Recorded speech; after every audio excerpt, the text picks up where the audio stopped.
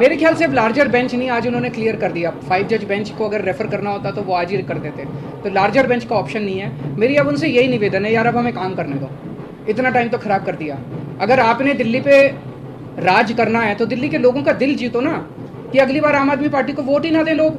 ऐसा काम करो, मतलब काम में टांग क्यों उड़ा रहे हो? जब तक हमारी सरकार है हमें काम करने दो, कल तुम जीत लेना, तुम काम कर लेना, टांग तो नहीं अड़ानी चाहिए।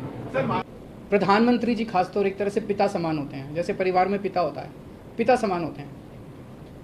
पिता की जिम्मेदारी होती है कि सारे बच्चों को अच्छे से उनका पालन पोषण करें।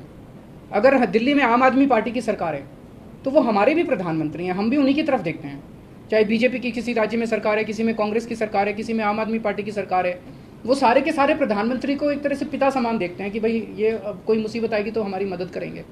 लेकिन अगर जैसे ये 23 मई 2015 को आदेश पारित करके दिल्ली सरकार की पावर छीन ली गई, 8 साल तक हमें बिना पावर के काम करना पड़ा, काम रुक गया, किसका फायदा हुआ? आज सुप्रीम कोर्ट ने साबित कर दिया कि ये गलत था, ये ऑर्डर बिल्कुल गैर संवैधानिक ऑर्डर था। जितनी सख्त लैंग्वेज के अंदर सुप्रीम कोर्ट ने बोला है उससे ये साफ जाहिर है कि ये ऑर्डर केंद्र सरकार का बिल्कुल गलत था। तो इतना गलत ऑर्डर उन्होंने पास किया तो उसका मतलब तो यही था कि आम आदमी पार्टी की दिल्ली की सरकार को फेल करना उसका मकसद था, और तो कोई मकसद नहीं था। देश का तो भला नहीं हुआ, दिल्ली का तो भला नहीं हुआ, केवल और केवल लोगों का नुकसान हुआ। ये नहीं करना चाहिए। चुनाव में लड़ते हैं, राजनीति कर लो, चुनाव में एक दूसरे को जो बोलना है बोल लो, लेकिन चुनाव खत्म होने के बाद चाहे कोई बीजेपी की सरकार है, चाहे कांग्रेस की सरकार है, आम आदमी पार्टी की, हम सबको मिलकर काम करना चाहिए। आज सुप्रीम कोर्ट का जो ऑर्डर आया है ये कई मायनों में बहुत ही ऐतिहासिक ऑर्डर है। दिल्ली के लोगों की बहुत बड़ी जीत है।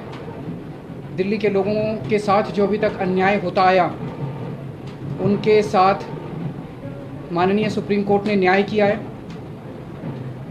आज से 8 साल पहले 23 मई 2015 को हमारी 14 फरवरी 2015 को सरकार बनी थी।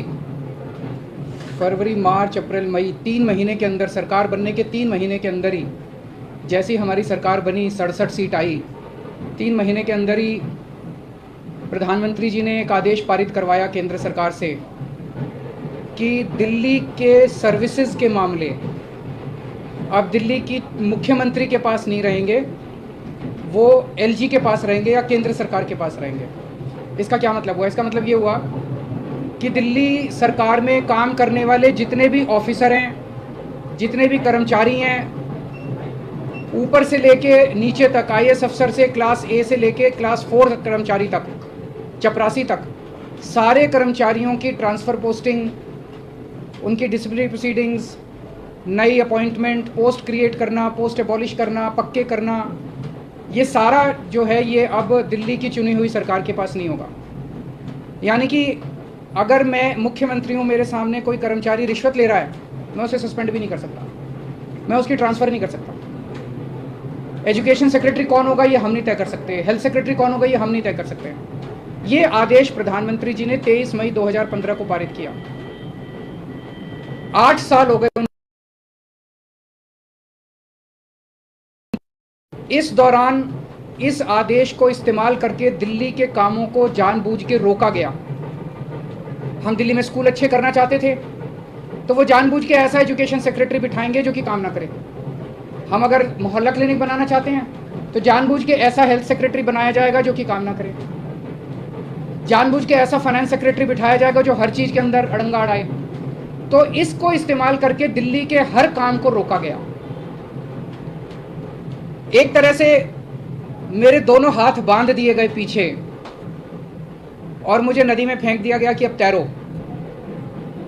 ये तो ऊपर वाले का शुक्र है कि दोनों हाथ बंधे हुए होने के बावजूद भी हम किसी तरह से तैरते रहे और ऊपर वाला हमारा साथ देता रहा। इन सारी कठिनाइयों के बावजूद दिल्ली के अंदर हम लोगों ने इतना शानदार काम किया पिछले 8 साल के अंदर। तो आप सोच सकते हैं कि अगर हमारे पास पूरी पावर होती तो हम कितना ज़्यादा काम कर सकते थे। आज हम सुप्रीम कोर्ट के जस्टिस चंद्रचूड़ के जो और 4 जजेस हैं उस बेंच में, संविधान पीठ में, उन सब के तहे दिल से शुक्रिया अदा करते हैं कि उन्होंने हमारे साथ न्याय किया।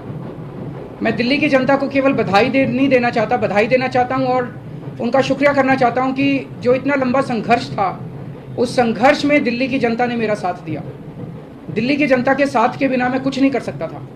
आज जो ये इतनी बड़ी जीत हुई है, ये उन्हीं के आशीर्वाद, दिल्ली की जनता के आशीर्वाद, उनके साथ का, उनके सहयोग का नतीजा है। कदम कदम पे उन्होंने मेरा साथ दिया, दिल्ली की जनता ने। अब हमें एक बहुत बड़ा मौका मिला है। दिल्ली का काम जो है अब ये 10 गुना स्पीड से होगा आज के आदेश के बाद। बहुत बड़े बड़े काम होंगे अब दिल्ली के अंदर जो सोच भी नहीं सकते। सबसे इंपॉर्टेंट है हमें एक ऐसा प्रशासन देना है दिल्ली के लोगों को जो कि रेस्पॉन्सिव हो, जो कि जनता की ज़रूरतों के प्रति सिंपैथेटिक हो, कंपैशनेट हो। तो अगले कुछ दिनों के अंदर आप देखेंगे बहुत बड़ा प्रशासनिक फेरबदल होगा। कई सारे ऑफिसर्स को, कर्मचारियों को ट्रांसफ़र किया जाएगा इस आधार पे कि उन्होंने अभी तक कैसा काम किया। कुछ ऐसे ऑफिसर्स हैं, कुछ ऐसे कर्मचारी हैं जिन्होंने पिछले कुछ महीनों में, 1-1.5 साल में दिल्ली की जनता के काम रोके। कुछ ऐसे ऑफिसर्स हैं जिन्होंने दिल्ली में मोहल्ला क्लिनिक में दवाइयां बंद करा दी, अस्पतालों के अंदर दवाइयां बंद करा दी, जल बोर्ड की पेमेंट रोक के कई जगह पानी बंद करा दिया। ऐसे कर्मचारियों को, ऑफिसर्स को चिन्हित करके उनको अपने कर्मों का फल तो भुगतना पड़ेगा। लेकिन बहुत सारे ऐसे कर्मचारी और ऑफिसर्स हैं जो बहुत घुटन महसूस कर रहे थे, ईमानदार लोग हैं, काम करना चाहते हैं।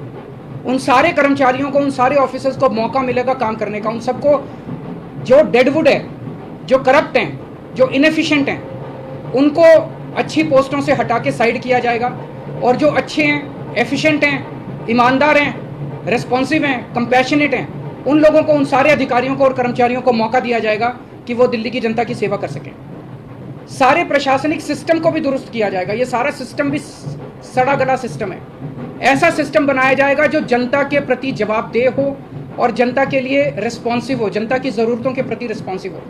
तो व्यवस्था के अंदर जितनी कमियां हैं, इन सारी कमियों को दूर किया जाएगा। तो पूरे सिस्टम को और ऑफिसर्स को और कर्मचारियों को जनता के प्रति जवाबदेह बनाया जाएगा और जनता के लिए रिस्पॉन्सिव बनाया जाएगा।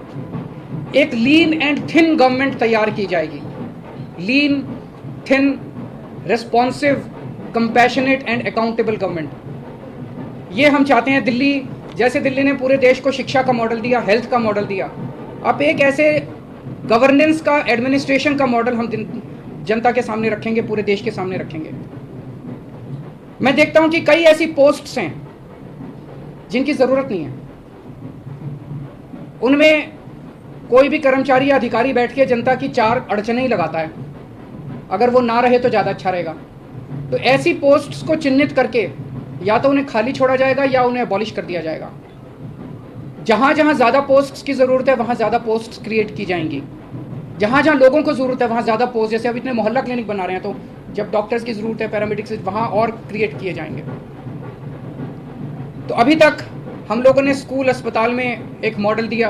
अब पंजाब के अंदर हम एक अच्छे लॉ एंड ऑर्डर, कानून व्यवस्था लागू कर रहे हैं। उसी तरह से दिल्ली अब कुशल प्रशासन का एक मॉडल पूरे देश के सामने देगा। मैं एक बार फिर से दिल्ली की जनता का बहुत बहुत आभार व्यक्त करना चाहता हूँ।